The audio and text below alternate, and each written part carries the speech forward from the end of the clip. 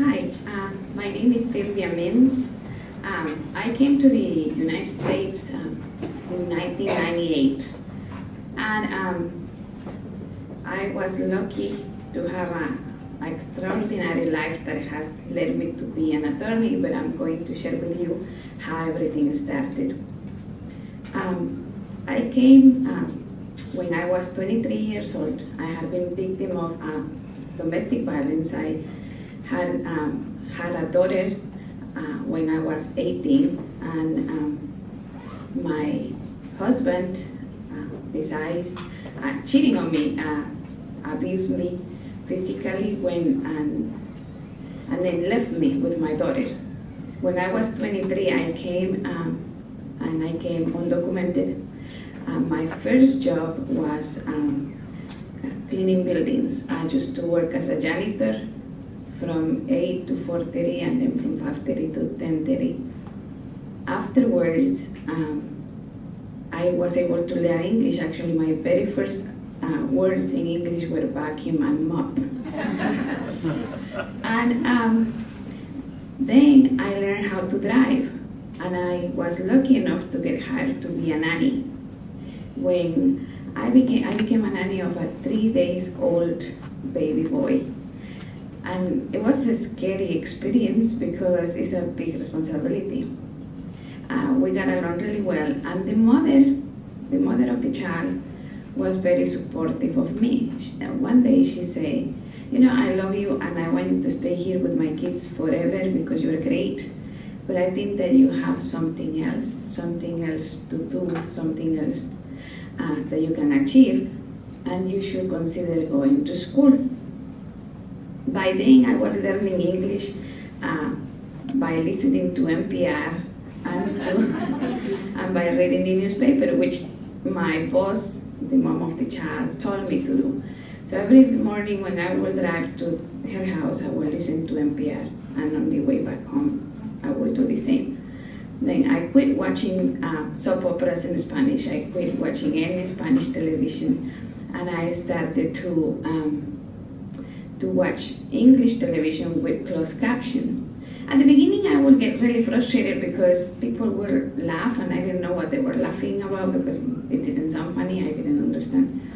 But then I was able to learn to speak English. And one day she brought me a Houston Community College catalog, and she said, "You need to consider going to school, and we will work with your schedule, and we will make sure it works." So I went there, and I was going to be a paralegal. And when I went to take the exam, I passed the reading level of English because I had been reading a lot.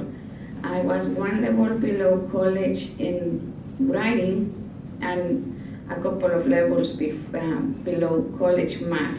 But that, I'm a lawyer now, and I think I'm still in a couple of levels. So then I started going to college but some of the paralegal classes were here downtown, and I had never been downtown. It was at night, and I was really scared to come here. So I went to talk to my counselor, and I say, I'm really afraid to go downtown. I have never been there, and I don't know how to drive there. And he said, well, do you want to consider changing your path? And I said, well, what can I study that is around here? And he said, you can do human resources management. I said, okay, I do that. By then, I had been able already to bring my daughter to the United States. My daughter Maria came when she was 7, and she came to first grade here. So we were here together, and I would go to work, go to school, and take care of her. Then I finished with the community college, but since I was really afraid that I didn't understand what I was listening in the class or reading, I would keep on reading and reading and reading. So I would be making A's in every class, and I would always run the curve, and my classmates will get mad because the professors are not going to adjust the grades because you got the perfect score. And I say, I'm sorry, I'm afraid that I'm not going to understand. So while I was in there, one professor, actually the faculty chair of the history department, decided to take me under her wing, and she will kind of guide me what to do. And when I finished with HCC, she asked me, "What are you going to do?" And I said, "Well, I'm going to try to find a job in human resources." And she said, "You should try to go to college and finish your 4 years degree." And I said, "Well, I don't know if I can do that." But then, as I thought about it, I had been able to manage the house chores, my work, and the school, and I was being able to do it. So I decided to apply. I went to the University of St. Thomas, where I got a bachelor's of political science, and because my same fear of not being able to understand, I graduated magna cum laude. And in that, I really had many professors that helped me, and I was very active with the Social Justice Committee and with the janitors, because by then all the fight for the justice for janitors was starting, and I was one of them, so I started joining forces with them.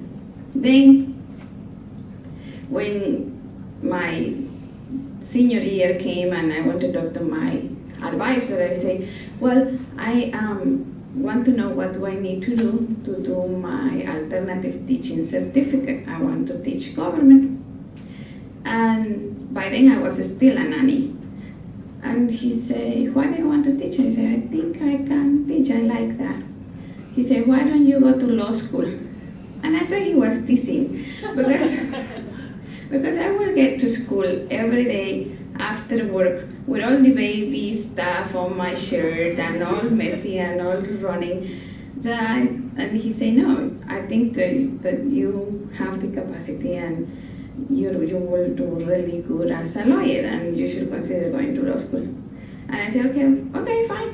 What do I need to go to law school? And he said, "Well, you take a test, you file an application, you write a personal statement, and you get some recommendation letters."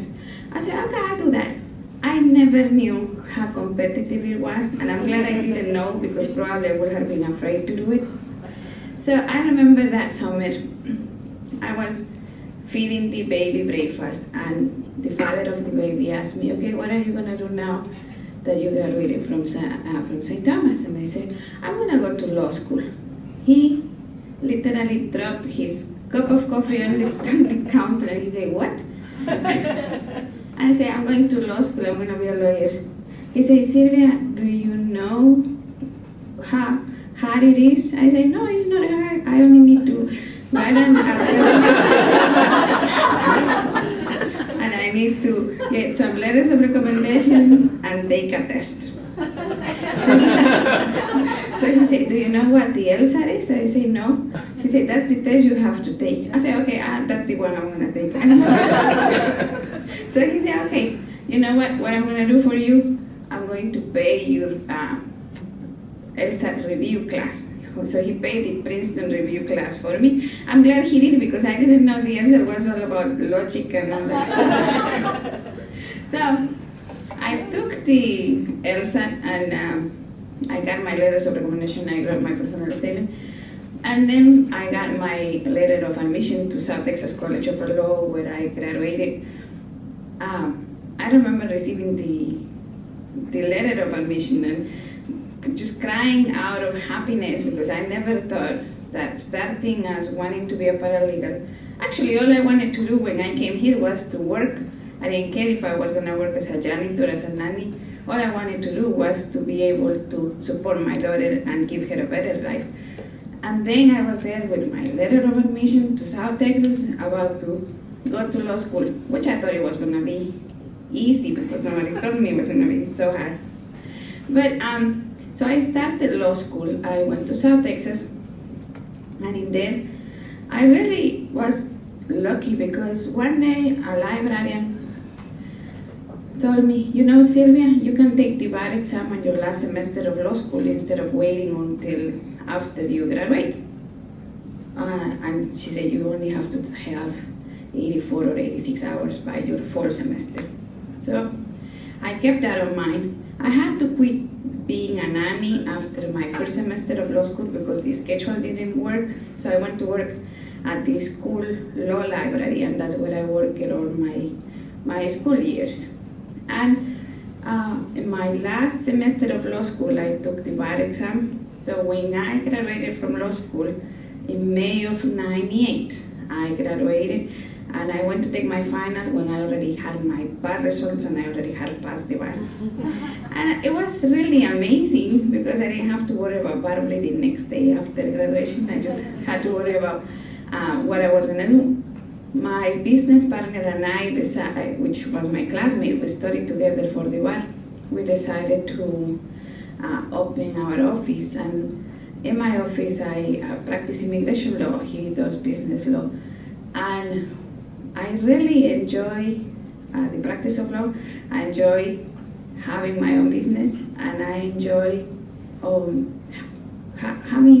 being able to achieve all that I have achieved. And I think that all those opportunities you can have only in this country. In my country, I would have never been able to change my social status so rapidly and so greatly. And my daughter now is a sophomore at the University of St. Thomas. She's an honors student, and she is doing the MBA bachelor's degree program. So that's my life story, and that's something that I'm really thankful and grateful for this country, for this city, and for all my professors and everybody that influenced my life.